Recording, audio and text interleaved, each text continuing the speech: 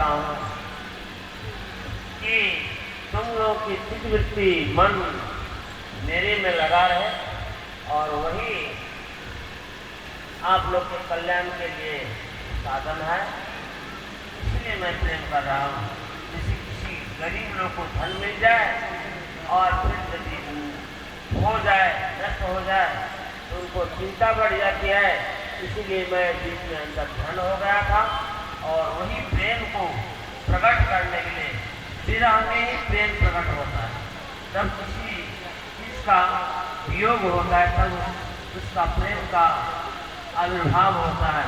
तो अब आगे गोपी सब फिर से कृष्ण भगवान के साथ नृत्य करते हैं और एक कृष्ण भगवान अपने को अनेक रूप में प्रकट कर लेते हैं। इसको कहते काय व्यूह। एक से अनेक शरीर सौरी ऋषि ने एक से अनेक शरीर प्रकट कर लिए। इसी को कहते हैं अष्ट सिद्धि में एक ये भी सिद्धि है काय व्यूह। और वो सिद्धियां सब समय आने पर अंतराल में लुप्त होने लग गया और अब एक ही आश्रय रहा कि भगवान के गुणानुवाद।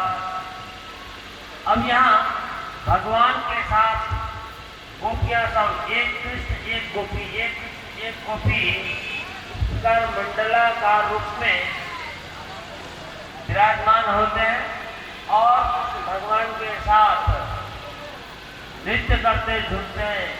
और जो नाचने का जो ताल मेल है, भगवान तो नटवर से ही ताल के साथ नाचते हैं, ताल के साथ। और नृत्य कला का जो ताल है उस ताल में नाचते हैं। गंडम गंडे संदत्या आदा कमल गर्जितम नित्यं श्रीगायत्री गति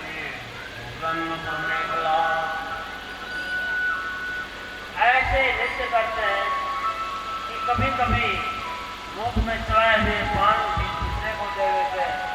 कभी आगे पीछे होते होते इस प्रकार नृत्य में ऐसा तन्मय हो जाते हैं।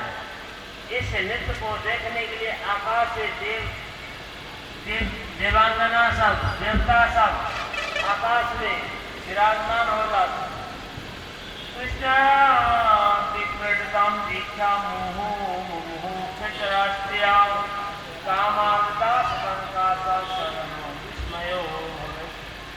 कृष्ण भगवान के इस प्रकार के लीला देख करके गोपियों के साथ नृत्य करते हैं। इस लीला को देख करके सबके सब विस्मय हो गए। सबके अंदर में कामना हो गई कि हम भी उस कृष्ण भगवान के पास, कृष्ण के पास जा करके नृत्य करता तो क्या ही होता। वो आकाश से देवियां सब के मन में इच्छा प्रकट हो गई और आत्मानम गोपियों शिकम। भगवान तो जितनी गोपियां थी उतने ही रूप बना लिए और उनके साथ नृत्य करने लगे। आश्चर्य की बात हो गई। वहां पर शंकर भगवान, पार्वती आदि सब आ जाते हैं देखने के लिए। पार्वती की इच्छा हो जाती कि हम भी उसमें जा करके नृत्य करता तो क्या ही अच्छा होता। अब इस लीला को श्रवण करके राधा कृष्ण के मन में संदेह हो गया।